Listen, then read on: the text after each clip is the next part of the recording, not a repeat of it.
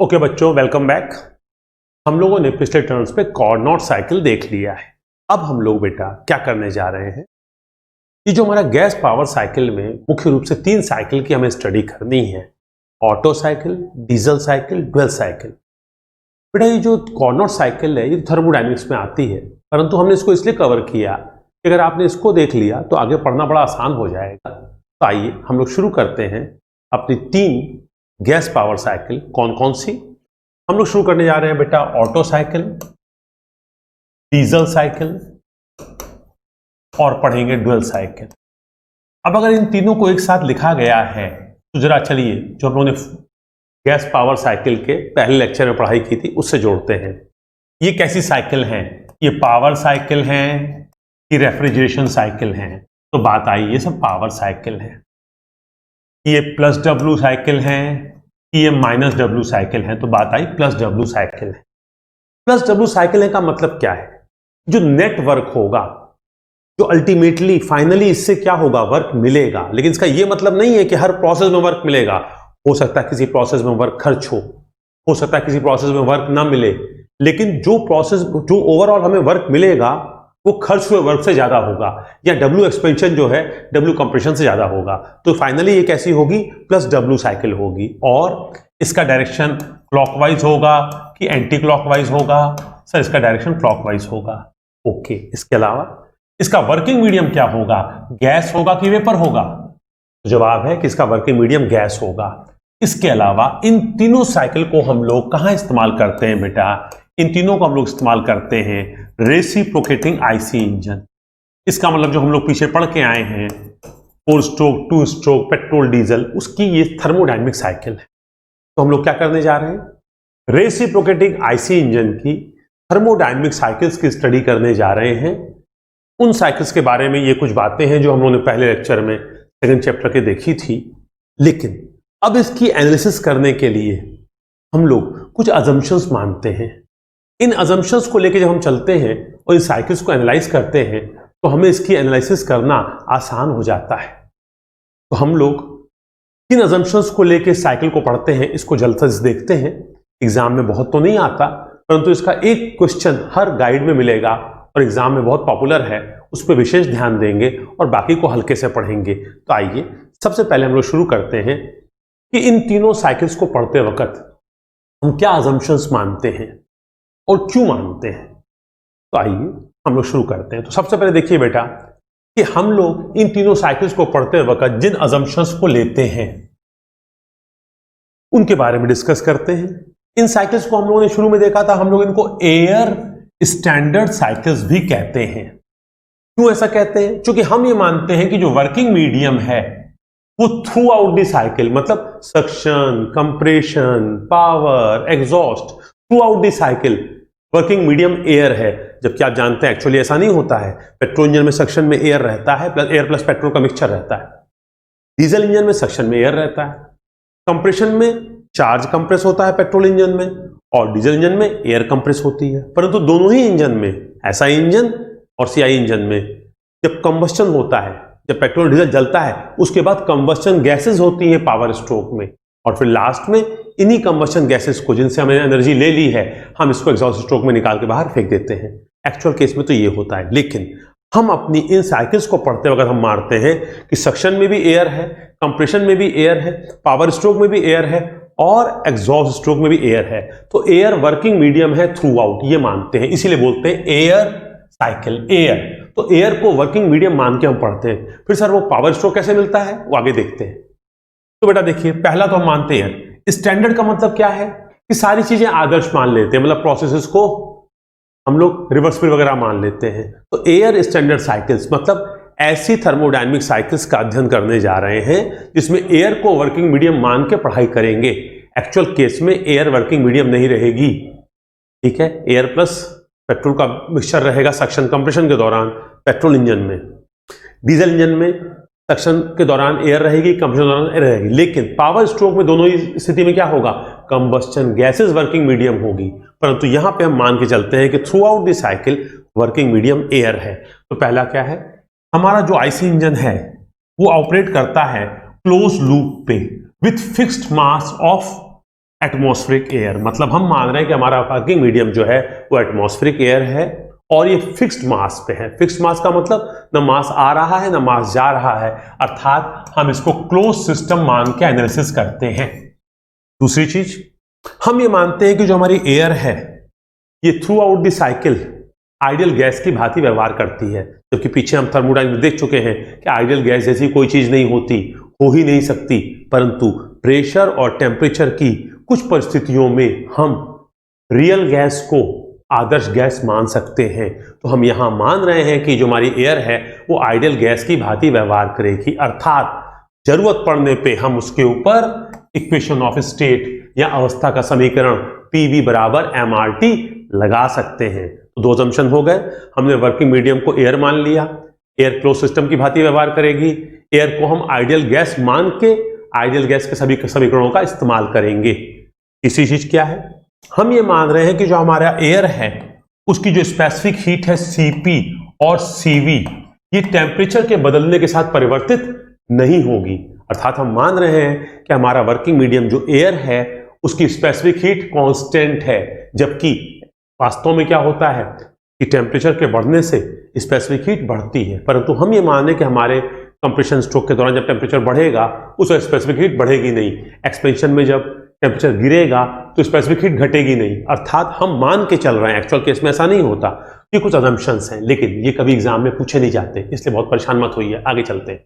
अब हम ये मानते हैं कि हमारे पिस्टन सिलेंडर के अंदर तो बेटा हमेशा घर्षण होता है, बट हम मान के चलते हैं सिलेंडर और पिस्टन के बीच में कोई घर्षण नहीं है, अर्थात हमारा जो प्रोसेस है वो रिवर्सिबल है, और रिवर्सिबल होने के लिए सबसे पहले क्या होना चाहिए, फ्रिक्शन नहीं होना चाहिए। तो हम मान रहे हैं कि पिस्टन सिलेंडर अरेंजमेंट जैसा कोऑर्डिनेट में था फ्रिक्शन लेस है। उसके बाद हम क्या मान रहे हैं, हम मान रहे हैं कि जो सिलेंडर की दीवार है, सिलेंडर की जो दीवार है, जो वक्र पृष्ठ है जैसे कोऑर्डिनेट में था, वो कैसा है, ऊष्मारोधी है। अब अगर वक्र पृष्ठ ऊष्मारोधी है और फ्रिक्शन है नहीं, तो हम ये कह सकते हैं कि अगर हम कंप्रेशन करेंगे और अगर टोपी पहना दी हमने इंसुलेटिंग कैप, तो पूरा सिस्टम कैसा हो जाएगा, एडियाबेटिक, और फ्रिक्शन भी नहीं है तो ये कंप्रेशन कैसा हो जाएगा, रिवर्सिबल एडियाबेटिक, और रिवर्सिबल एडियाबेटिक को हम क्या कहते थे, आइसेंट्रोपिक। तो इसका मतलब इस फोर्थ और फिफ्थ को मिला दें अगर हम, तो हमारा कंप्रेशन और एक्सपेंशन आइसेंट्रोपिक हो जाएगा, और आइसेंट्रोपिक को दूसरा नाम क्या था, रिवर्सिबल एडियाबेटिक। मतलब हमने मान लिया कि हमारा वर्किंग मीडियम एयर है, ये क्लोज सिस्टम की भांति व्यवहार करेगा, हम एयर को आइडियल गैस मानते हुए उसके ऊपर PV बराबर mRT लगा सकते हैं। स्पेसिफिक हीट Cp और Cv टेम्परेचर के बदलने पे बदलेगी नहीं, अर्थात स्पेसिफिक हीट कांस्टेंट रहेगी। हमने मान लिया कि सिलेंडर और पिस्टन के बीच में कोई घर्षण नहीं होगा, अर्थात जो प्रोसेसेस हैं वो रिवर्सिबल होंगे। हमने मान लिया कि सिलेंडर की दीवार जो है वो पूर्णतः ऊष्मारोधी है, अब सिर्फ माथा है जहां से हीट आ सकती है, माथा का मतलब सिलेंडर हेड, जहां से हीट आ सकती है और यहीं से हीट जा सकती है। अगर माथे पे भी टोपी पहना देंगे तो पूरी चीज ऊष्मारोधी हो जाएगी। अगर पूरी चीज ऊष्मारोधी है, अब आप कंप्रेशन करेंगे तो क्या हो जाएगा, घर्षण तो है नहीं, तो रिवर्सिबल एडियाबेटिक कंप्रेशन।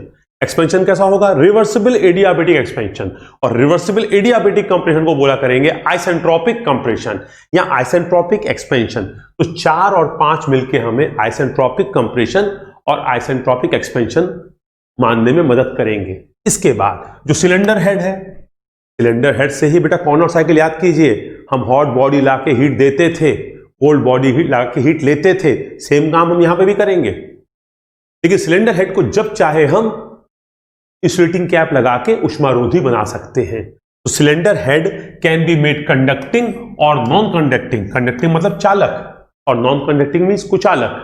तो जब चाहे हम सिलेंडर हेड को चालक और कुचालक बना सकते हैं टोपी पहना के।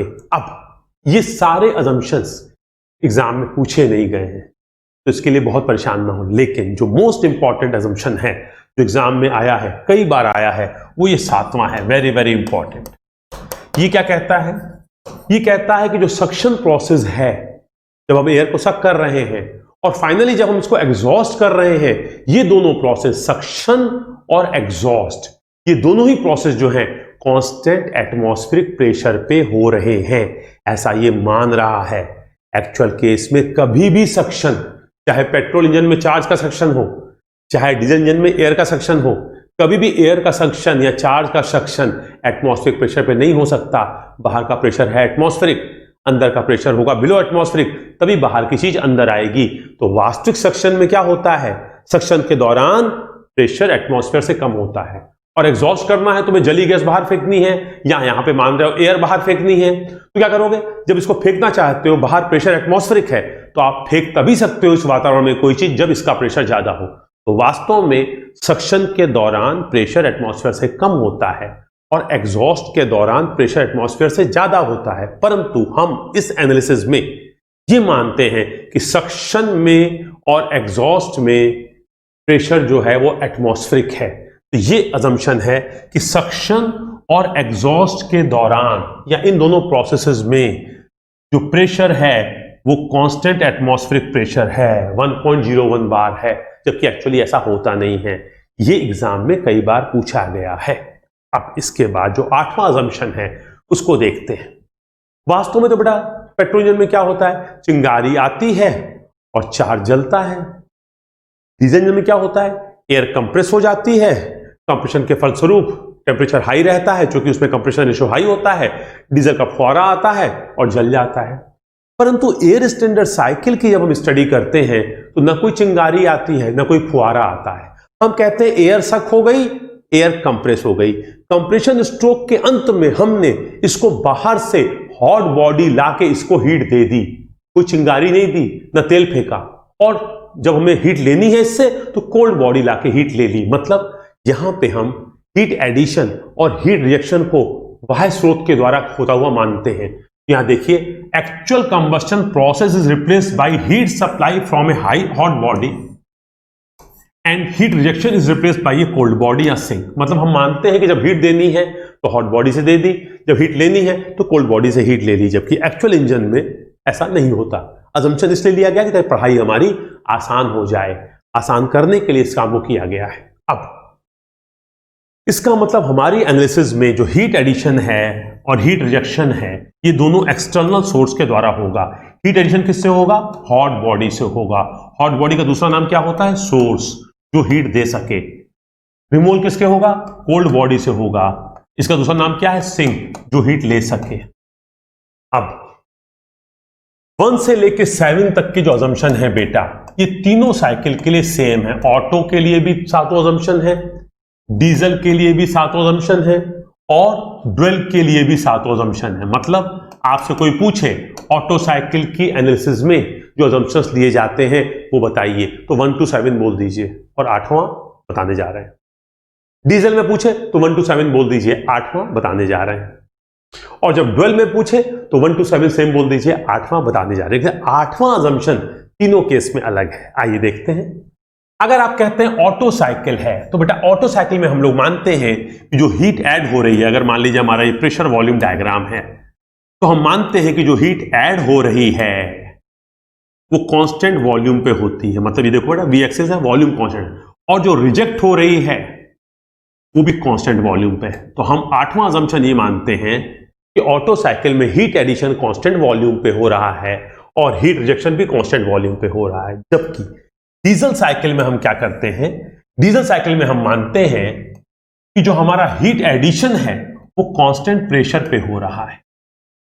हमारा हीट एडिशन कैसे हो रहा है बेटा, कांस्टेंट प्रेशर पे हो रहा है। ये लाइन देख रहे हैं कांस्टेंट प्रेशर की। और हीट रिजेक्शन कैसा हो रहा है, हीट रिजेक्शन जो है वो कांस्टेंट वॉल्यूम पे हो रहा है। इसका मतलब 8वां अजम्पशन जो है वो अलग है। 1 से 7 तक अजम्पशन तीनों के लिए सेम है। क्या है, हम लोग एक बार कर चुके हैं। क्लोज सिस्टम मान के हम पढ़ाई करते हैं, एयर को वर्किंग मीडियम मानते हैं, एयर आदर्श गैस की भांति व्यवहार करता हुआ मानते हैं, उसकी स्पेसिफिक हीट सीपी और सीवी टेम्परेचर के साथ बदलती नहीं है, हम ऐसा मानते हैं। पिस्टन और सिलेंडर के बीच में घर्षण नहीं है और ये रिवर्सिबल है प्रोसेस नेचर में, ये मानते हैं। जो हमारा सिलेंडर है उसकी जो दीवार है, वक्रपृष्ठ है, वो ऊष्मारोधी है और उसका माथा जो है वो चालक या कुचालक ऊष्मा का जब चाहे हम बना सकते हैं। कैसे, टोपी लगा के। और जो हमारा सक्शन है और जो एग्जॉस्ट है ये कांस्टेंट एटमॉस्फेरिक प्रेशर पे हो रहा है। ये 7 अजम्पशन हम हर जगह मानेंगे, तीनों साइकिल में मानेंगे। लेकिन 8वां अजम्पशन क्या है, ऑटो साइकिल के लिए हीट एडिशन और हीट रिजेक्शन कांस्टेंट वॉल्यूम पे होता है, परंतु डीजल साइकिल के लिए हम मानते हैं कि हीट एडिशन कांस्टेंट प्रेशर पे होता है, परंतु हीट रिजेक्शन कांस्टेंट वॉल्यूम पे होता है। ये वाली एक्सिस देखिए बेटा वॉल्यूम की है, तो यहाँ पे ये लाइन वर्टिकल है, वर्टिकल मतलब वॉल्यूम कांस्टेंट और हॉरिजॉन्टल मतलब प्रेशर कांस्टेंट। और तीसरी साइकिल हमारी ड्यूअल साइकिल होती है, इसमें हम मानते हैं कि जो हीट एडिशन है, कुछ हीट एडिशन हमारा कांस्टेंट वॉल्यूम पे हो रहा है, कुछ हीट एडिशन हमारा कांस्टेंट प्रेशर पे हो रहा है, लेकिन हीट रिजेक्शन जो है हमारा वो कांस्टेंट वॉल्यूम पे हो रहा है। इसका मतलब इन तीन अजम्पशंस को, इन आठवें अजम्पशन को तीनों में अलग अलग मानते हैं।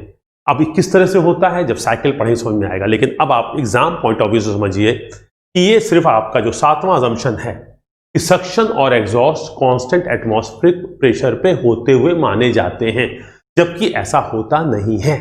सक्शन के दौरान प्रेशर एटमॉस्फेरिक से कम होता है, एग्जॉस्ट के दौरान प्रेशर एटमॉस्फेयर से ज्यादा होता है। जब हम लोग चैप्टर 3 में जाएंगे तो इस चीज को और डिटेल में पढ़ेंगे, लेकिन तब तक के लिए इस प्रश्न का उत्तर आपके पास है। अब हम आगे बढ़ते हैं बेटा। अब हम लोग आज क्या करने चाह रहे हैं, आज हम लोग ऑटो साइकिल की स्टडी करने जा रहे हैं।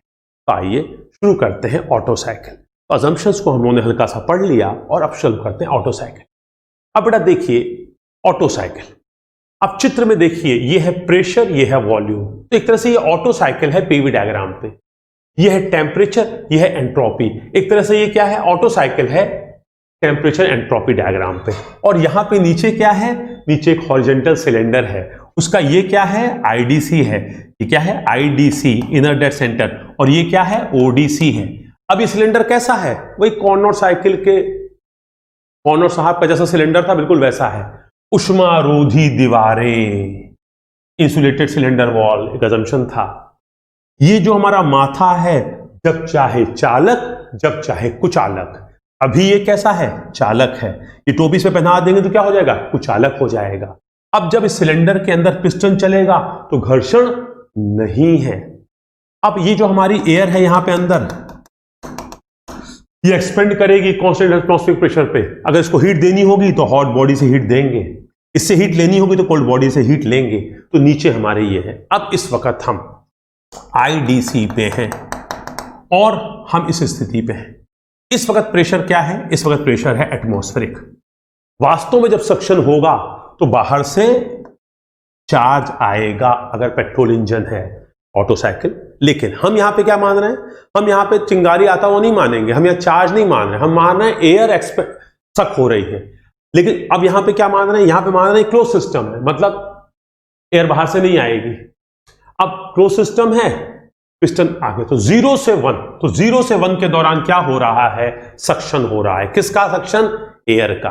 किस प्रेशर पे, एटमॉस्फेरिक प्रेशर पे। तो 0 से 1 सक्शन ऑफ एयर, 0 से 1 suction of air atmospheric pressure पे। अब हम 1 पे पहुंच गए। 1 पे पहुंचने का मतलब हम ओडीसी पे आ गए। अब हमने इस टोपी को पहना दिया, इस टोपी को पहना दिया। इस टोपी को पहनाने से क्या हुआ, सिलेंडर तो ऊष्मारोधी था ही था, माथा भी ऊष्मारोधी हो गया। अब हम क्या कर रहे हैं, 1 से 2 कंप्रेस कर रहे हैं। किसको, जो हमने सक्शन के दौरान एयर को सक किया। अब हम कंप्रेस करेंगे तो कंप्रेस करने के लिए वर्क करेंगे और ये वर्क हीट में परिवर्तित होगा, परंतु हीट बाहर तो जा नहीं सकती क्योंकि दीवार भी ऊष्मारोधी है और माथा जो है उस पर टोपी पहना चुकी है। तो 1 से 2 क्या होगा, कंप्रेशन होगा। जब कंप्रेशन होगा तो क्या होगा, वॉल्यूम घटेगा और प्रेशर बढ़ेगा। तो देखिए 1 से 2 कंप्रेशन हो रहा है। तो 0 से 1 सक्शन, 1 से 2 कंप्रेशन। कंप्रेशन स्ट्रोक के अंत में हम कहां पहुंच जाएंगे, आईडीसी पे पहुंच जाएंगे। अब इस वक्त हमारी जो एयर है उसका प्रेशर क्या है, बढ़ चुका है।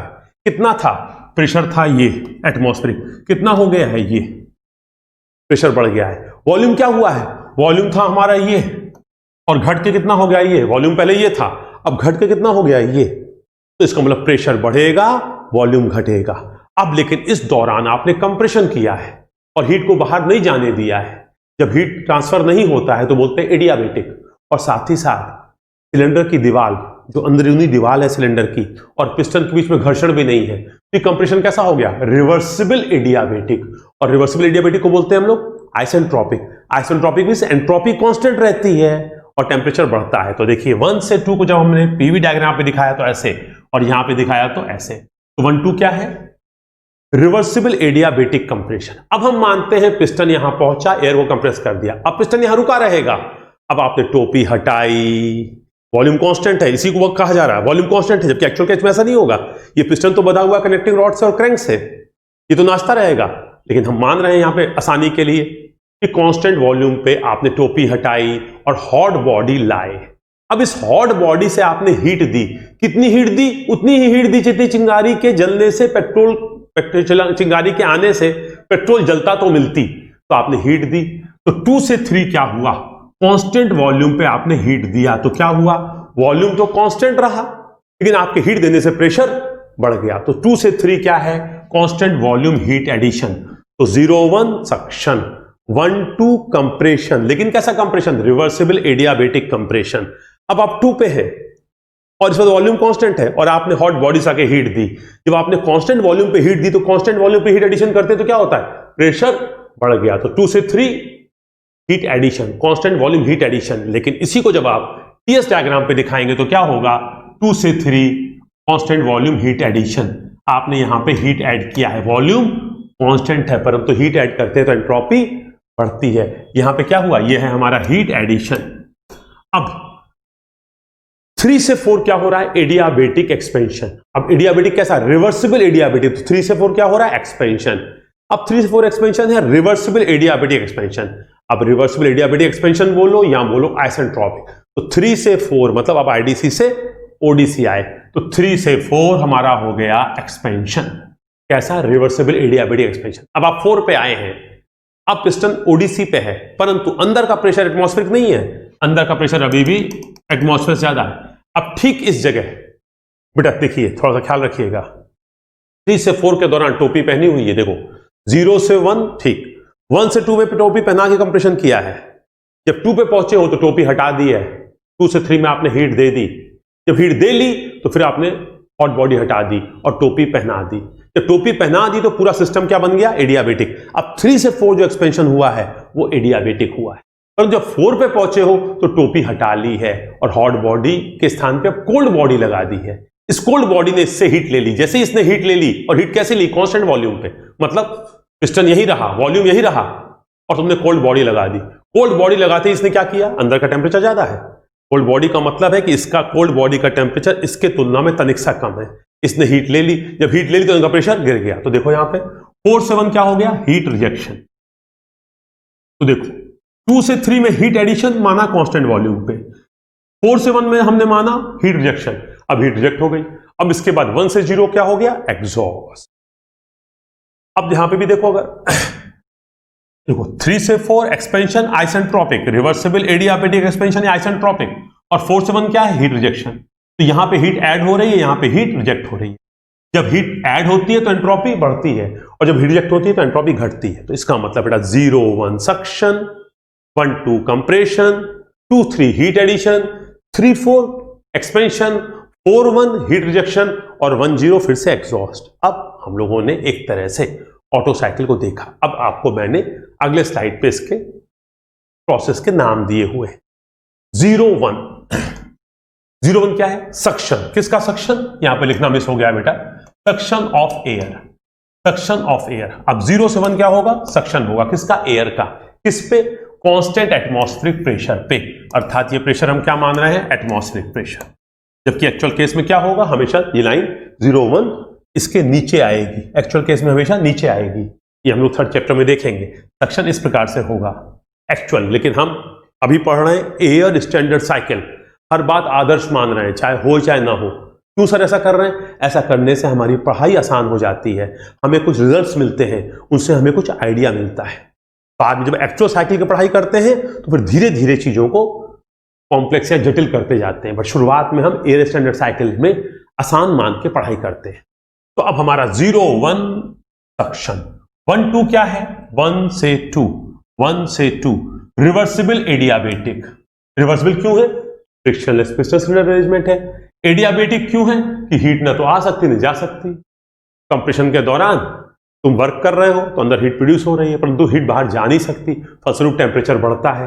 एंट्रोपी कांस्टेंट रहती है, टेम्परेचर बढ़ता है। इसको बोलते हैं आइसेंट्रोपिक। तो 1 से 2 देखो यहां पे, यह है कंप्रेशन, और यहां पे देखो 1 से 2 क्या है? आइसेंट्रोपिक। 1 से 2, ये 1 से 2 और यहां पे ये 1 से 2। तो रिवर्सिबल एडियाबेटिक कंप्रेशन या आइसेंट्रोपिक कंप्रेशन। 2 से 3 क्या है? 2 से 3 हुआ कांस्टेंट वॉल्यूम पे हीट ऐड करते हैं। अब ये अजम्पशन है बेटा कि आके यहां पे पिस्टन रुक गया, आपने टोपी हटाई, हॉट बॉडी लाके, अरे भाई जिस स्पीड पे चल रहा है इसका मतलब ये आएगा और लौट जाएगा। तो हीट ऐड तुम जब करोगे एक्चुअल केस में स्पार्क प्लग से चिंगारी देके, तो वो कांस्टेंट वॉल्यूम पे नहीं हो पाएगी। एक्चुअल केस में क्या होगा, थर्ड चैप्टर में देखेंगे थोड़ा सा। तो अब बेटा यहां पे ये मान रहे हैं, तो 2 से 3 कांस्टेंट वॉल्यूम पे हीट एडिशन, लेकिन ये 2-3 यहां पे क्या होगा, इस प्रकार से होगा। तो 2-3 reversible heat addition at constant volume. फिर 3-4 क्या हो रहा है बेटा, एक्सपेंशन हो रहा है, ये वाला 3-4। यहां पे देखो तो आइसेंट्रोपिक एक्सपेंशन, यहां पे देखो रिवर्सिबल एडियाबेटिक एक्सपेंशन, ये आईडीसी से ओडीसी। 4-1 क्या हो रहा है, 4 से 1 हीट रिजेक्शन हो रहा है कांस्टेंट वॉल्यूम पे ही। पिस्टन ओडीसी पे है, टोपी हटा दी, कोल्ड बॉडी ले आए, कोल्ड बॉडी ने यहां से हीट ले ली, जब हीट निकल गई तो प्रेशर गिर गया, तो 4 से 1 हीट रिजेक्शन। और 10 क्या है, एग्जॉस्ट। अब 10 क्या हो रहा है, एटमॉस्फेरिक प्रेशर पे हो रहा है, जबकि एक्चुअल केस में 10 किस पे होगा, हमेशा एटमॉस्फेयर से ऊपर होगा। तो रेड कलर से आपने देखा ये है एक्चुअल सक्शन, ये है एक्चुअल एग्जॉस्ट, परंतु हमारी किताबी यहां पढ़ाई जो कर रहे हैं अभी उसमें क्या है, कांस्टेंट एटमॉस्फेरिक प्रेशर पे सक्शन और कांस्टेंट एटमॉस्फेरिक प्रेशर पे एग्जॉस्ट। अब हमारे ये हो गए बेटा 6 प्रोसेस। अब जरा इन्हीं को हम लोग टेबल के फॉर्म में एक बार भर दें और उसके बाद ऑटो साइकिल का डेरिवेशन करने की कोशिश करेंगे। बस आगे देखते हैं। अब देखा जाए बेटा, ये 0, 1 और 10 को किताबों में जिक्र नहीं करते, इसलिए देखिए टीएस डायग्राम पे भी 0, 1, 10 नहीं है, क्योंकि कांस्टेंट एटमॉस्फेरिक प्रेशर पे सक्शन हो रहा है, कांस्टेंट एटमॉस्फेरिक प्रेशर पे एग्जॉस्ट हो रहा है। 0 से 1 में वर्क मिलेगा एक्सपेंशन में, और 1 से 0 में वर्क खर्च होगा। इसको कैंसिल आउट कर देते हैं, तो हम लोग 0, 1, 10 को नॉर्मली किताबों में नहीं दिखाया जाता है। अब हम लोग शुरू कर रहे हैं 1, 2। तो 1 से 2 क्या है, अब आप जानते हैं 1 से 2 है कंप्रेशन। अगर ये 1 से 2 कंप्रेशन है तो इसको नाम दिया जाए, ओके सर। फ्रिक्शनलेस है तो रिवर्सिबल, टोपी पहना चुके हैं और दीवारें उष्मा रोधी, तो reversible adiabatic compression of air. अब चूंकि reversible adiabatic compression of air है, कंप्रेशन हो रहा है तो वॉल्यूम घट रहा है, वॉल्यूम घट रहा है, प्रेशर बढ़ रहा है, और एडियाबेटिक है मतलब हीट ना तो बाहर जा सकती है ना आ सकती है, तो हीट ट्रांसफर 0 है। लेकिन इस कंप्रेशन को करने में वर्क खर्च होगा कि मिलेगा, वर्क खर्च होगा। कितना वर्क खर्च होगा सर, तो क्लोज सिस्टम माना है आपने, तो जो प्रोसेस है उसके नीचे का एरिया, तो जो भी वर्क होगा वो खर्च होगा। तो प्लस की माइनस, सर जेब से जा रहा है खर्च तो माइनस। सर कितना होगा दिखा सकते हैं, मैंने कहा यस। देखो बेटा ये 1 और ये 2, ये है हमारा कंप्रेशन प्रोसेस, तो इसके नीचे का जो एरिया होगा ये कंप्रेशन वर्क होगा, इतना वर्क खर्च होगा। अब 1 से 2 है कंप्रेशन, और रिवर्सिबल एडियाबेटिक को बोलते हैं आइसेंट्रोपिक। तो आप वर्क तो कर रहे हो, आप वर्क कर रहे हो, हीट बाहर जा नहीं पा रही है, तो वर्किंग मीडियम जो एयर है उसका टेम्परेचर बढ़ेगा। क्यों? क्योंकि उसकी आंतरिक ऊर्जा बढ़ेगी। तो अब देखो यहां से 1 से 2 देख रहे हो, 1 पे टेम्परेचर ये था, 2 पे टेम्परेचर ये है, तो एडियाबेटिक कंप्रेशन जब होता है तो जो वर्क होता है वो हीट में कन्वर्ट होता है, परंतु हीट बाहर जा नहीं पाती है। फलस्वरूप क्या होता है, एयर की आंतरिक ऊर्जा बढ़ती है। और चूंकि एयर को आइडियल गैस माना है और पीछे पड़ चुके हैं, किसी भी आइडियल गैस की आंतरिक ऊर्जा क्या होती है, फंक्शन होती है टेम्परेचर का। इसका मतलब आंतरिक ऊर्जा बढ़ेगी तो टेम्परेचर बढ़ेगा। तो बेटा यहां पे टेम्परेचर बढ़ेगा और यहां पे आंतरिक ऊर्जा बढ़ेगी, और टेम्परेचर बढ़ रहा है तो क्या होता है बेटा, हमारी जो इंथैल्पी होती है वो भी होती है फंक्शन ऑफ टेम्परेचर। टेम्परेचर बढ़ेगा तो इंथैल्पी भी बढ़ेगी। अब चूंकि एडियाबेटिक है तो हीट ट्रांसफर 0, और फ्रिक्शन नहीं है तो रिवर्सिबल एडियाबेटिक, और रिवर्सिबल एडियाबेटिक का मतलब आइसेंट्रोपिक, आइसेंट्रोपिक का मतलब एंट्रोपी कांस्टेंट। तो अब 1, 2 में क्या हो रहा है ये हमने इस टेबल पे भर दिया। अब आपने पीछे थर्मोडायनेमिक्स का थोड़ा बहुत आइडिया हमने आपको दिया है, जानते थे तो अच्छी बात है, नहीं जानते थे तो हमने रिवाइज किया। उसके हिसाब से आप देख सकते हैं कि हमारे हर प्रॉपर्टी पे क्या फर्क पड़ रहा है, या हीट और वर्क पे क्या प्रभाव पड़ रहा है। अब हम लोग 1 से 2 कर दिए, अब हम 2 पे आए, तो हमारी साइकिल का एनालिसिस में हमने अजम्पशन माना है कि 2 से 3 heat addition at constant volume, मतलब पिस्टन आके यहां रुक गया, आपने टोपी हटा दी, हॉट बॉडी लाए और पिस्टन को यही रहने दिया, मतलब एयर का जो वॉल्यूम है वो कांस्टेंट है, और आपने हीट ऐड किया। तो 2 से 3 कांस्टेंट वॉल्यूम हीट एडिशन, तो वॉल्यूम इज कांस्टेंट। अब अगर वॉल्यूम कांस्टेंट है और आप हीट ऐड कर रहे हैं तो क्या होगा, प्रेशर बढ़ेगा, तो प्रेशर बढ़ेगा। और हम लोग जानते हैं आइडियल गैस में अगर वॉल्यूम कांस्टेंट है और आप हीट ऐड कर रहे हो तो क्या हो रहा है, टेम्परेचर बढ़ रहा है। और हम लोग गेलुसक लॉ से जानते हैं क्या होता है, अगर वॉल्यूम कांस्टेंट है तो P प्रोपोर्शनल टू T, अगर T बढ़ेगा तो P भी बढ़ेगा। इसका मतलब प्रेशर टेम्परेचर बढ़ेगा। तो 2 से 3 के दौरान देखिए, 2 से 3 पे देखिए प्रेशर बढ़ गया, 2 पे प्रेशर ये था, 3 पे था, 2 पे प्रेशर ये था और 3 पे प्रेशर ये है। तो 2 से 3 के दौरान आपने हीट ऐड किया है, तो 2 से 3 के दौरान हीट ऐड किया है। हीट एडिशन मतलब पॉजिटिव, ये वॉल्यूम था हमारा, आपने हीट ऐड किया है, इसको heat added to the system. System क्या है, air, heat added to the system तो पॉजिटिव। अब तो जो हमने हीट ऐड किया है इसको हम देखना चाहते हैं तो दिख सकती है, बिल्कुल। हमने थर्मोडायनेमिक्स में आपको बताया है कि वर्क को देखना हो तो पीवी डायग्राम पे जाओ और हीट ट्रांसफर को देखना हो तो टीएस डायग्राम पे जाओ। इस वक्त तुम जो हीट ऐड कर रहे हो किस प्रोसेस में कर रहे हो, 2-3 में, तो प्रोसेस के नीचे का एरिया टीएस डायग्राम पे क्या देता है, हीट ट्रांसफर देता है। तो ये कितनी हीट ऐड हो रही है अगर आपको देखना है तो आप क्या कर सकते हैं, आप जा सकते हैं इसके ऊपर टीएस डायग्राम पे। तो अब 2 से 3 के दौरान हीट ऐड हो रही है, कितनी हो रही है, 2 से 3 के दौरान जो हीट ऐड हो रही है वो हम बता रहे हैं आपको, ये है 2 से 3 के नीचे का एरिया। तो नाउ इस प्रोसेस में हीट कितनी ऐड हो रही है, 2 से 3 के नीचे का एरिया, ये हीट ऐड हो रही है। सर इस दौरान वर्क मिलेगा कि खर्च होगा, मैंने कहा ना मिलेगा ना खर्च होगा। क्यों, 2 से 3 देखो ये है, 2 से 3 एक वर्टिकल लाइन है, पीवी डायग्राम पे अगर वर्टिकल लाइन है और आपने क्लोज सिस्टम माना है तो प्रोसेस के नीचे का एरिया वर्क देता है। तो 2 से 3 के नीचे का एरिया क्या आएगा, एक पॉइंट आएगा। इसका मतलब इस दौरान वर्क क्या होगा, 0। आइसोकोरिक प्रोसेस में वर्क क्या था, इंटीग्रल पीडीवी से वर्क निकालते थे बेटा हम लोग क्लोज सिस्टम का, और यहां पे डीवी क्या है, 0, क्योंकि V1 बराबर क्या है, यहां पे V2 बराबर V3, वॉल्यूम में कोई परिवर्तन नहीं तो डीवी बराबर 0, तो वर्क 0, तो यहां पे क्या हो जाएगा, वर्क 0। अब सर इंथैल्पी और इंटरनल एनर्जी क्या प्रभाव पड़ेगा, मैंने कहा बेटा इंथैल्पी और इंटरनल एनर्जी टेम्परेचर का फंक्शन है। टेम्परेचर क्या हो रहा है, बढ़ रहा घट रहा है, सर टेम्परेचर तो बढ़ रहा है। पहले टेम्परेचर ये था हीट एडिशन के पहले, हीट एडिशन के बाद टेम्परेचर ये हो गया। अगर टेम्परेचर बढ़ रहा है तो इंथैल्पी भी बढ़ेगी और इंटरनल एनर्जी बढ़ेगी। सर एंट्रोपी क्या होगी, मैंने कहा हीट ऐड करते हैं तो एंट्रोपी बढ़ती है। तो आप हीट ऐड कर रहे हो तो 2 पे एंट्रोपी ये थी S2 और 3 पे एंट्रोपी हो गई S3, तो एंट्रोपी बढ़ेगी। तो हम लोगों ने बेटा क्या किया, एडियाबेटिक कंप्रेशन में क्या हुआ उसको देखा और समझा, हमने कांस्टेंट वॉल्यूम हीट एडिशन में क्या हुआ उसको देखा और समझा। अब 3 पे है, 3 का मतलब पिस्टन तो यहीं पे है, परंतु ये जो हमारा वर्किंग मीडियम था एयर, इसका प्रॉपर्टी चेंज हो गया। अब इसका प्रेशर P2 नहीं है, प्रेशर P3 है, वॉल्यूम तो वही है, प्रेशर बढ़ गया है। टेम्परेचर T2 नहीं है, टेम्परेचर T3 है, टेम्परेचर T2 नहीं है, टेम्परेचर T3 है, प्रेशर P2 नहीं है, प्रेशर P3 है, परंतु वॉल्यूम जो है वही है। तो अब हम लोग अगर चाहें तो हम लोग 3-4 में, अब 3-4 में क्या हो रहा है, एक्सपेंशन हो रहा है। एक्सपेंशन हो रहा है तो क्या होगा, देखो 3 पे प्रेशर ये था, 4 पे प्रेशर ये है, प्रेशर गिर गया, वॉल्यूम बढ़ गया।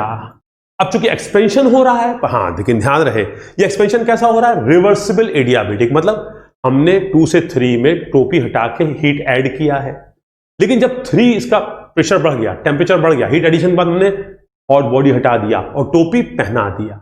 अब टोपी पहना दिया और एक्सपेंशन हो रहा है, सर हीट तो दे नहीं रहा, एक्सपेंशन कैसे हो रहा है, मैंने कहा बेटा अपनी आंतरिक ऊर्जा घट रही है और वर्क मिल रहा है। तो 2 से 3 में एक्सपेंशन हो रहा है तो work will be positive, heat transfer will be 0। जो कैसा एक्सपेंशन हो रहा है, रिवर्सिबल एडियाबेटिक एक्सपेंशन, न घर्षण है सिलेंडर और पिस्टन के बीच में और न हीट का आदान प्रदान है। अब इस दौरान क्या होगा, टेम्परेचर गिरेगा, क्यों, क्योंकि आप हीट तो दे नहीं रहे हो, तो वर्क कैसे मिल रहा है, आंतरिक ऊर्जा के बल पे वर्क मिल रहा है, आंतरिक ऊर्जा घट रही है और वर्क मिल रहा है, तो टेम्परेचर गिरेगा। तो आओ देखो जरा 3 पे, देखो 3 पे टेम्परेचर ये था T3 और 4 पे टेम्परेचर ये है, तो 3 से 4 क्या है, 3 से 4 है रिवर्सिबल एडियाबेटिक एक्सपेंशन या आइसेंट्रोपिक एक्सपेंशन। तो 3 से 4 में क्या हुआ तुम्हारे, 3 से 4 में वर्क मिला और आंतरिक ऊर्जा घटी, टेम्परेचर घटा, तो आंतरिक ऊर्जा घटी, टेम्परेचर घटा, इंथैल्पी घटी, परंतु एंट्रोपी कांस्टेंट रही। अब बताओ इस दौरान वर्क मिला कि खर्च हुआ, सर वर्क मिला, कितना वर्क मिला, 3 से 4 के नीचे का एरिया। मैं कलर चेंज कर देता हूं बेटा, थोड़ा सा दिखाने में अच्छा लगेगा। 3 से 4 के नीचे का एरिया जरा देखिएगा, हमें इतना वर्क मिला। अब समझिए, ये ब्लू कलर जो मैंने दिखाया है, इतना वर्क मिला। इसमें से जो रेड वाला एरिया है घटा भी देंगे तो ये जो लूप का एरिया है ये हमारा एक्सपेंशन माइनस कंप्रेशन वर्क है। क्योंकि नेटवर्क क्या होता है किसी साइकिल का? Expansion work minus compression work. तो 3 से 4 में हमें इतना वर्क मिला, परंतु इतना वर्क पाने के लिए इतना वर्क हमारा खर्च हो गया। तो नेटवर्क हमें कितना मिला? हमें इस पट्टी के बराबर नेटवर्क मिला। तो हम लोगों ने देखा बेटा, हम लोग यहां तक आ गए। सर इस दौरान 3 से 4 के दौरान कितना हीट ट्रांसफर होगा? मैंने कहा बेटा 3 से 4 के दौरान जो हीट ट्रांसफर होगा अगर निकालना चाहते हो तो कैसे निकाल सकते हो? टीएस डायग्राम पे उस प्रोसेस के नीचे का एरिया देख लो, क्योंकि टीएस डायग्राम क्या करता है? हमें हीट ट्रांसफर बताता है। पीवी डायग्राम में करता है, हमें वर्क बताता है। तो 3-4 के नीचे का एरिया टीएस डायग्राम पे इस प्रोसेस के दौरान हुआ हीट ट्रांसफर बताएगा। तो 3 से 4 के नीचे का एरिया एक बिंदु आएगा, इसका मतलब हीट ट्रांसफर 0। और ऐसे नहीं बेटा, रिवर्सिबल एडियाबेटिक है ना, आइसेंट्रोपिक है, इसका मतलब हीट ना तो आएगी ना जाएगी, तो हीट ट्रांसफर भी 0। अब हम कहां पे हैं? 3 से 4। अब हम 4 पे हैं। अब हम कह रहे हैं कांस्टेंट वॉल्यूम पे, मतलब पिस्टन यही रहेगा, इससे हीट निकलेगी। 3 से 4 में टोपी पहनी हुई है, अब आप 4 पे आ गए, टोपी हटा दीजिए और कोल्ड बॉडी ले आइए। अब कोल्ड बॉडी का मतलब है कि इसका टेम्परेचर अंदर के टेम्परेचर से कम है, हीट निकलेगी। Heat rejected by the system, तो हीट निकलेगी। वॉल्यूम कांस्टेंट है, तो 4 से 1 में क्या हो रहा? 4 से 1 में कांस्टेंट वॉल्यूम पे हीट रिजेक्ट हो रही है। तो 4 से 1 में वॉल्यूम क्या है? कांस्टेंट है। हीट क्या है? रिजेक्ट हो रही है। हीट क्या हो रही है बेटा? हीट रिजेक्ट हो रही है। हीट रिजेक्ट का मतलब माइनस। सर कितनी हीट रिजेक्ट हो रही है? मैंने कहा बेटा जो प्रोसेस है उसके नीचे का एरिया। तो ये है हमारा 4 से 1। 4 से 1 के नीचे का एरिया, 4 से 1 के नीचे का एरिया, 4 से 1 के नीचे का एरिया क्या हो जाएगा? ये इतनी हीट रिजेक्ट होगी। इस दौरान जब हीट रिजेक्ट हो रही है तो क्या होगा? अंदर का प्रेशर भी गिरेगा और टेम्परेचर भी गिरेगा। वॉल्यूम कांस्टेंट है, हीट ऐड होती थी तो टेम्परेचर बढ़ता था, टेम्परेचर बढ़ता था तो प्रेशर बढ़ता था। लेकिन यहां उल्टा हो रहा है, हीट रिजेक्ट हो रही है तो टेम्परेचर गिरेगा, टेम्परेचर गिरेगा तो प्रेशर गिरेगा, तो टेम्परेचर गिरेगा, प्रेशर गिरेगा। ठीक है बेटा, आइए थोड़ा सा देखते हैं इसको, बदल दिया मैंने। ओके, अब इस दौरान सर इस दौरान वर्क, मैंने कहा बेटा वॉल्यूम कांस्टेंट है, integral P d V, volume constant, work 0। इस दौरान वर्क 0 होगा। सर एंथैल्पी क्या होगी? मेरे टेम्परेचर गिर रहा है, देखो यहां पे टेम्परेचर ये T4 था और अब क्या है? T1 है। टेम्परेचर गिरा है तो एंथैल्पी भी गिरेगी, एंट्रोपी भी, सॉरी एनर्जी भी गिरेगी। अब चूंकि हीट रिजेक्ट हो रही है तो एंट्रोपी घटेगी। इसका मतलब 4 पे एंट्रोपी देखो S4 और 1 पे एंट्रोपी S1, तो 4 से 1 देखो एंट्रोपी घट रही है, यहां पे एंट्रोपी घटेगी। अब बेटा मैंने इन चारों प्रोसेस में प्रॉपर्टीज पे क्या फर्क पड़ेगा इसको चार्ट में समझाने की कोशिश की।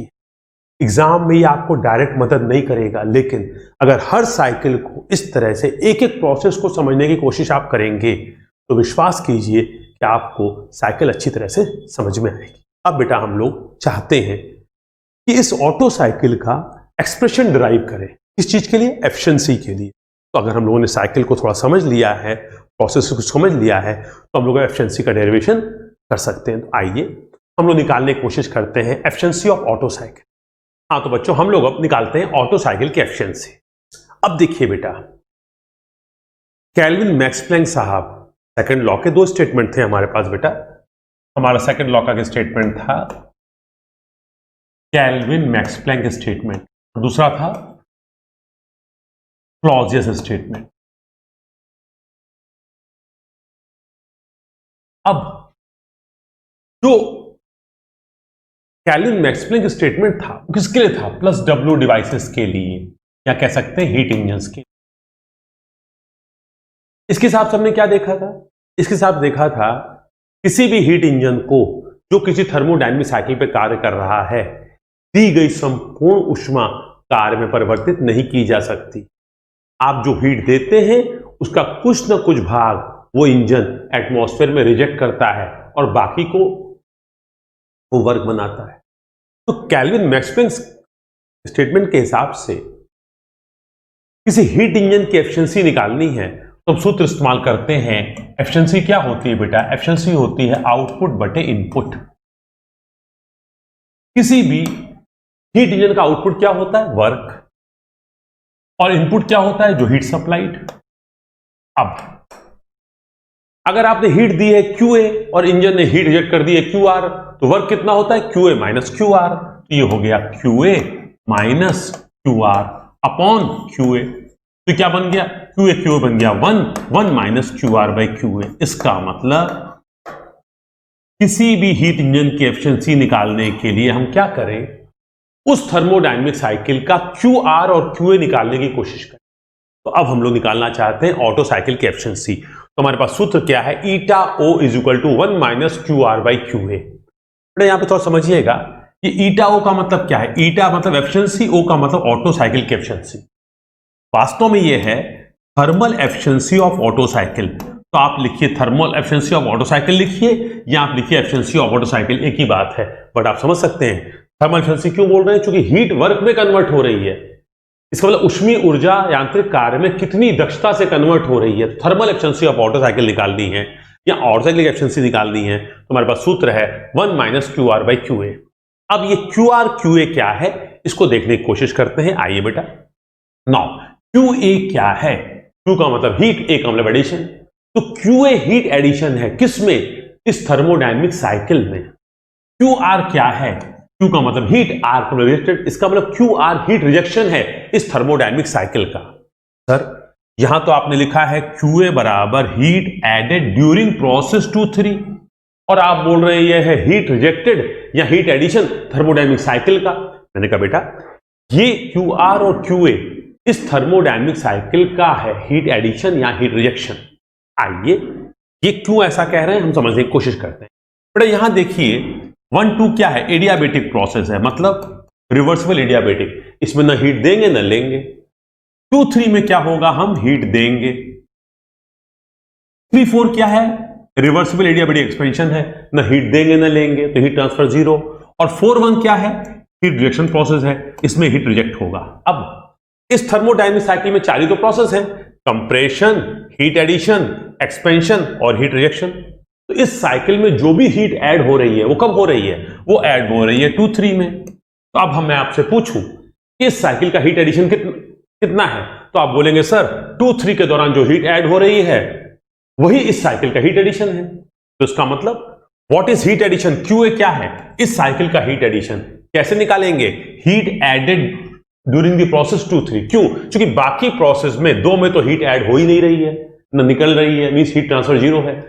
4-1 में हीट ट्रांसफर हो रहा है परंतु हीट ऐड नहीं हो रही है, हीट रिजेक्ट हो रही है। तो इस साइकिल का हीट एडिशन बोले या इस प्रोसेस का हीट एडिशन बोले एक ही बात है। तो हम निकालना चाहेंगे QA। QA कैसे निकालेंगे? 2-3 प्रोसेस के दौरान जो हमने हीट ऐड की उसको हम निकालेंगे। फिर QR क्या है? Heat rejected during process 4-1। इस 4-1 में जो हीट रिजेक्ट हो रही है वही तो इस साइकिल का हीट रिजेक्शन है। इसका मतलब हमें QA और QR निकालना है।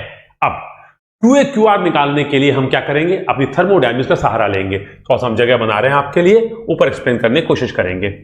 अब बड़ा देखिए, हम लोगों ने प्रोसेस की पढ़ाई करते वक्त ये सीखा है कि अगर हमारा प्रोसेस कांस्टेंट वॉल्यूम प्रोसेस हो, अगर हमारा प्रोसेस कांस्टेंट वॉल्यूम प्रोसेस हो तो जो हीट ट्रांसफर है डेल Q वो कैसे निकालते हैं? हम निकालते हैं M, CV और DT। यहां पे M क्या है? Mass of the working fluid या वर्किंग मीडियम, कार्यकारी माध्यम का द्रव्यमान। CV क्या है? Specific heat at constant volume. DT क्या है? तापांतर, अंतिम ताप माइनस इनिशियल ताप। अब हमें निकालना है हीट ट्रांसफर 2-3 के दौरान। 2-3 कैसा प्रोसेस है? आइसोकोरिक, वॉल्यूम कांस्टेंट है, तो हम कौन सा फॉर्म लगाएंगे? MCV/DT। तो हमने क्या लगाया? QA heat addition. किस प्रोसेस में निकालेंगे आप हीट एडिशन साइकिल? कब निकालेंगे? 2-3 में दी गई हीट बराबर MCV/DT। DT क्या होगा? तापांतर, फाइनल माइनस इनिशियल। तो क्या है? जब आपने हीट देना शुरू किया तो टेम्परेचर T2 था, जब आप हीट दे चुके तो टेम्परेचर कितना है? T3 है। इसका मतलब MCV/T3 - T2। तो MCV/T3 - T2 क्या हो जाएगा? Heat added. अब सर हीट रिजेक्टेड क्या होगा? मैंने कहा हीट रिजेक्टेड होगा 4-1 के दौरान जो हीट रिजेक्ट होगा, और ये भी चूंकि कांस्टेंट वॉल्यूम है तो क्या लगेगा? MCV/DT। तो आपने लगाया QR बराबर heat transfer del Q during 4-1 तो हो गया mCv T4 माइनस T1। अब आप ये कह सकते हैं सर यहां पे T4 माइनस T1 क्यों हुआ? सर आपने बोला 4-1 आपका हीट रिजेक्शन प्रोसेस है, तो सर ये होना चाहिए था mCv अंतिम ताप। अंतिम ताप क्या है? ये फाइनल है, ये इनिशियल था, तो T1 माइनस T4। मैंने कहा ठीक है भाई, T1 माइनस T4। लेकिन ये जो हीट रिजेक्शन है, हम लोग क्या करते हैं, हीट एडिशन को पॉजिटिव लेते हैं और हीट रिजेक्शन को निगेटिव लेते हैं, तो हमने इसको निगेटिव कर दिया। अब जरा देखिए, ये माइनस T1, तो ये T1 माइनस हो गया, ये माइनस और ये माइनस, ये T4 हो गया, तो मैं सीधे सीधे लिख दिया mCv T4 माइनस T1। अब हम इस QA और QR की वैल्यू को जब अपने एक्सप्रेशन में रख देंगे तो हमारा एक्सप्रेशन डिराइव हो जाएगा। आइए इन दोनों वैल्यू को यहां रख देते हैं। तो 1 minus QR by QA। QA क्या था? mCv T3 minus T2। QR क्या था? mCv T4 minus T1। mCv cancel हो गया, क्या बच गया? T4 minus T1 divided by T3 minus T2। तो क्या आया? एफिशिएंसी ऑफ ऑटो साइकिल बराबर 1 minus T4 minus T1 divided by T3 minus T2। अब अगर हम सोचें तो एक तरह से ऑटो साइकिल का ये एक्सप्रेशन बन गया। अगर हमें 1 पॉइंट पे, 2 पॉइंट पे, 3 पॉइंट पे और 4 पॉइंट पे, ये हम लोग ने 1 2 3 4 पे, अगर हमें टेम्परेचर मालूम हो इन 4 पॉइंट पे, तो हम यहीं से एफिशिएंसी निकाल सकते हैं। परंतु हमारी जो आईसी इंजन की दुनिया है उसमें टेम्परेचर बता के एफिशिएंसी निकालने का रिवाज नहीं है। हमारे आईसी इंजन की जो दुनिया है उसमें हम लोग कुछ टर्म इस्तेमाल करते हैं, compression ratio, expansion ratio, cut off ratio, explosion ratio, ये सारे रेशियो जो है वॉल्यूम के हैं। तो अब हम इंटरेस्टेड हैं इस इक्वेशन को या इस एक्सप्रेशन को वॉल्यूम के टर्म में बदलने के लिए, और वॉल्यूम में भी स्पेशली कंप्रेशन रेशियो के टर्म में बदलने के लिए, क्योंकि बहुत ज्यादा प्रचलित जो है वो कंप्रेशन रेशियो है। हमें इंजन का टेम्परेचर नहीं बताएगा 1 2 3 4 पे और पूछेगा एफिशिएंसी, हमें कंप्रेशन रेशियो बताएगा। तो हम क्या करना चाहते हैं, अपने इस इक्वेशन को या इस एक्सप्रेशन को हम वॉल्यूम के टर्म्स में चेंज करना चाहते हैं, मोर यूजेबल फॉर्म, ज्यादा उपयोगी फॉर्म में लाना चाहते हैं। तो हमने क्या किया, यहां पे देखिए जरा, हमने T1 कॉमन ले लिया, T1 कॉमन लिया T4 upon T1, T1 common लिया T4 बाई T1 माइनस 1, और यहां पे T2 कॉमन ले लिया तो T3 अपॉन T2 माइनस 1। अब हम लोग आगे बढ़ते हैं। अब हम इंटरेस्टेड हैं किसी तरह से इसको अगर हम कैंसिल आउट कर दें, इसको काट पाए तो हमारे लिए आसान हो जाएगा। क्या इसको कर सकते हैं? यस कर सकते हैं। अगर हम ये सिद्ध कर दें कि T4 बाई T1 और T3 बाई T2 बराबर है, अगर हम ये सिद्ध कर दें तो बड़े आसानी से कर सकते हैं। आइए अब हम इसको सिद्ध करने जा रहे हैं, T4 बटे T1 बराबर T3 बटे T2। अब जरा देखिएगा बेटा, इस साइकिल के एनालिसिस में हर एक का इस्तेमाल पड़ता है। अभी हमने हीट एडिशन के लिए इस प्रोसेस को इस्तेमाल किया और इस्तेमाल किया mCv T3 माइनस T2। इसके रिजेक्शन में हमने इसको इस्तेमाल किया और इस्तेमाल किया mCv T4 माइनस T1। अभी हमने इसको और इसको इस्तेमाल नहीं किया है, अब हम इन दोनों को इस्तेमाल करने जा रहे हैं इसको प्रूव करने के लिए।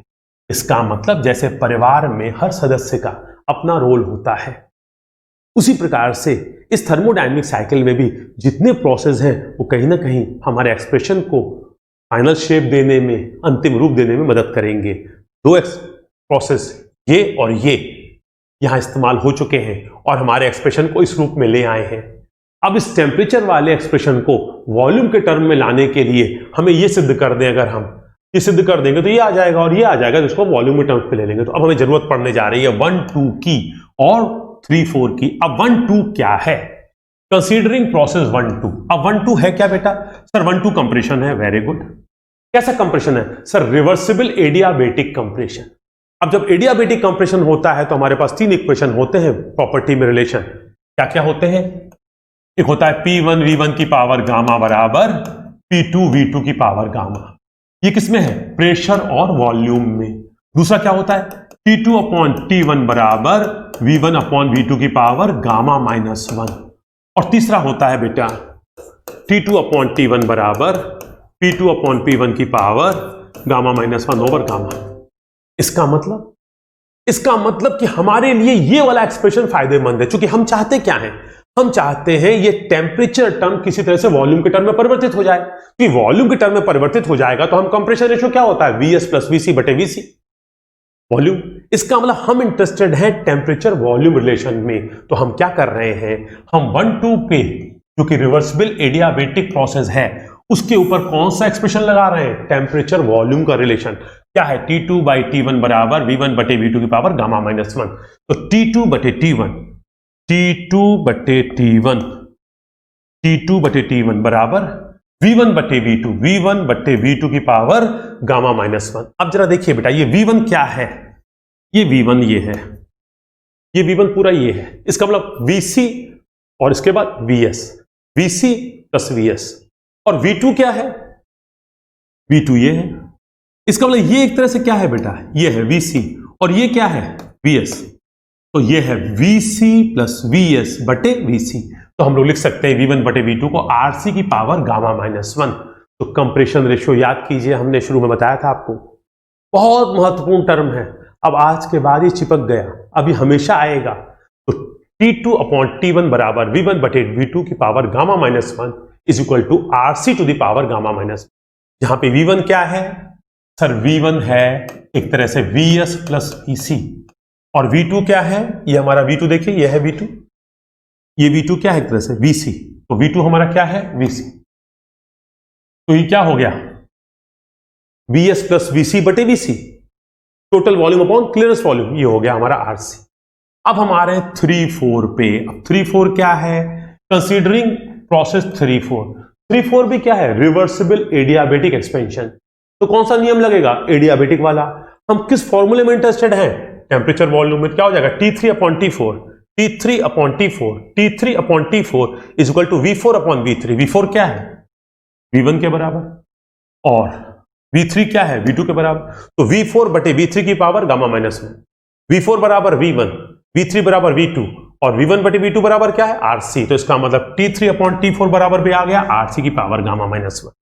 हमें क्या चाहिए था, T4 अपॉन T1 बराबर T3 अपॉन T2। तो आइए देखिए, दोनों का राइट हैंड बराबर है तो लेफ्ट हैंड क्या हो जाएगा बराबर, फ्रॉम 1 and 2, ये पीछे जो निकाला हम लोगों ने 1 and 2, T2 अपॉन T1 बराबर T3 upon T4, cross multiply कर दिया। देखो बेटा T4 ऊपर चला गया तो T4 अपॉन T1 बराबर T3 अपॉन T2। तो हम T4 अपॉन T1 बराबर T3 अपॉन T2 है तो इसको हमने यहां पे कैंसिल कर दिया। क्या बचा, हमारा बचा 1 माइनस T1 बाई T2। अब जरा देखिए, ऑटो साइकिल की एफिशिएंसी आ गई 1 minus T1 by T2। Sir अभी भी तो टेम्परेचर के रूप में आ गया, मैंने घबराओ मत, अभी पीछे तुम देख चुके हो कि T1 बटे T2 बटे T1 बराबर है RC की पावर गामा माइनस 1। तो क्या हम T1 बटे T2 क्या लिख सकते हैं, 1 minus 1 upon T2 upon T1 और T2 अपॉन T1 क्या है RC की पावर गामा माइनस 1। का मतलब हमने क्या किया, हमने अपने ऑटो साइकिल के एक्सप्रेशन को डिराइव करने के लिए केल्विन मैक्स प्लैंक साहब का बेसिक इक्वेशन यूज किया, efficiency is equal to work upon heat supply. Work क्या होता है, heat added minus heat rejected, QA minus QR बटे QA। QA हो गया 1 माइनस QR बाई QA। ये QR बाई QA क्या है सर, हर साइकिल की एफिशिएंसी का सूत्र ही है, बिल्कुल, लेकिन हर साइकिल की एफिशिएंसी में QR QA निकालने के लिए हमें यह देखना पड़ेगा कि हीट कांस्टेंट वॉल्यूम पे ऐड हो रही है, कि कांस्टेंट प्रेशर पे ऐड हो रही है, कि दोनों पे ऐड हो रही है। तो इस केस में QR QA दोनों ही हीट ट्रांसफर प्रोसेस हैं, किस पे, कांस्टेंट वॉल्यूम पे।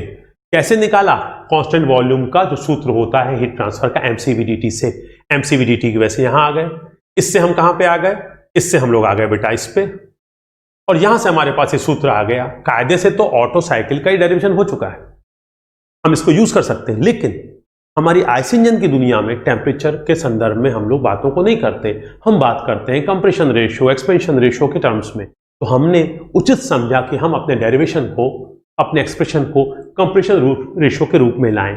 ऐसा करने के लिए हम लोग थोड़ी सी मैथमेटिकल जगलिंग कर ली, खिलवाड़ कर लिया, और टेम्परेचर को वॉल्यूम के रूप में परिवर्तित करके हम लोग फाइनली आ गए। तो ऑटो साइकिल की एफिशिएंसी का सूत्र आ गया 1 माइनस 1 अपॉन RC की पावर गामा माइनस 1, जहां पे RC क्या है, RC है कंप्रेशन रेशियो, गामा क्या है सर, ये एडियाबेटिक इंडेक्स है, किसका, यहां पे एयर का, अदरवाइज जो भी वर्किंग मीडियम है उसका।